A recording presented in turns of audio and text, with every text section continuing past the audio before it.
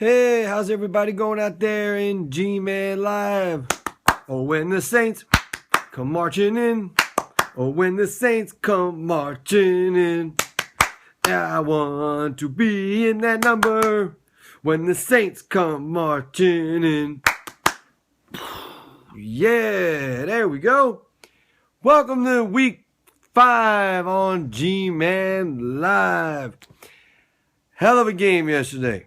And that is why they play the games. That is exactly what I called. If you all looked at my review from last week, you will see I had the Eagles beating the Saints, going 2-3, and then everybody else being 2-3 except for the Giants 3-2. By the way, they squeaked that out. They should have lost. But they won. So now it sets up the match for tops in the division. Eagles win next week. They'll be 3-3. Giants will be 3-3, but the Eagles have the advantage because they will have won the game. So the interesting thing about it is that right now, as we currently sit, we're 2-3. And with a chance to beat the Giants to go 3-3. So we'll save that for later in the week. Right now, Monday the 12th. So let's review. All right. Good game yesterday. But there are some, things you got to fix up. But by and large, the pendulum is on the upswing. See that? Look, up. Whereas before, things were going like this. And as I told my peeps in the past, you can't win the bowl in September, but you can lose it. Same thing applies in October. Can't win it in October, but you can lose it, and we're not losing it. The Redskins game, you know what? I'm gonna just say that, you know what? Sometimes you throw a clunker, and that was what that was. Had we played as well as we did yesterday, we would have beaten the Redskins handily. And here's the thing: losses in the division early are not that important. It's when later on, like we beat the Cowboys last year, and then we lost to them later, and that killed us. We're gonna beat the Redskins. We're gonna beat the Cowboys moving forward. So we're going to win those tiebreakers there. We're going to get those conference division wins back. You knocked off the Saints. You got that. You're going to beat the Giants. You're going to get a conference division win there. Then you're going to beat Carolina. So I think things are actually going to be on a little bit of an upswing for the Eagles for a little bit. I think September was kind of, like I said, if you look back at my videos, watch my videos. Fuck breakfast on broad. They don't know what the hell they're talking about. They don't give it to you straight. The mighty E-Rock and Philadelphia, they will give it to you straight. And for all my Jets fans, you guys fucking kick ass. Dude, I'm going to do a Jets review just for the Jets fans. Jets, Jets. I'm a big Jet fan. AFC, go Jets. Take out the Patriots. Bam. All right. So to break it down real quick. Eagles on offense. Love the way the offensive line finally played. I mean, they got thrown back here and there, but they did play better.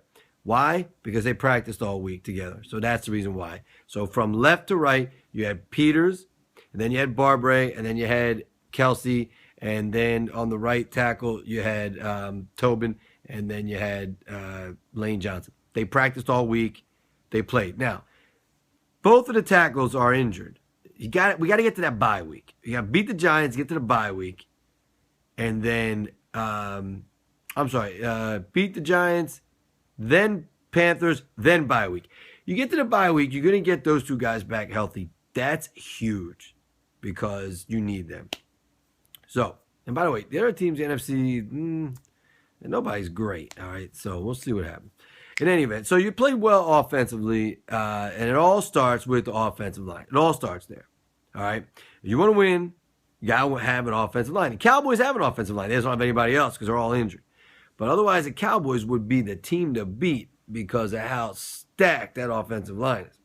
So, unfortunately, they don't. They got injuries. We can still do this. So, played well against the Saints. Good win. Good offensive line play. Great running. We finally broke out in the running game. DeMarco Murray did his things. Able to, when he stutter steps, look slow. Ryan Matthews is definitely the faster of the two runners. Give them the ball. Once that line starts to come around a little bit, let's take advantage of that and start running. And a lot. because offensive linemen will always tell you they love run blocking. Pass blocking, a little tougher.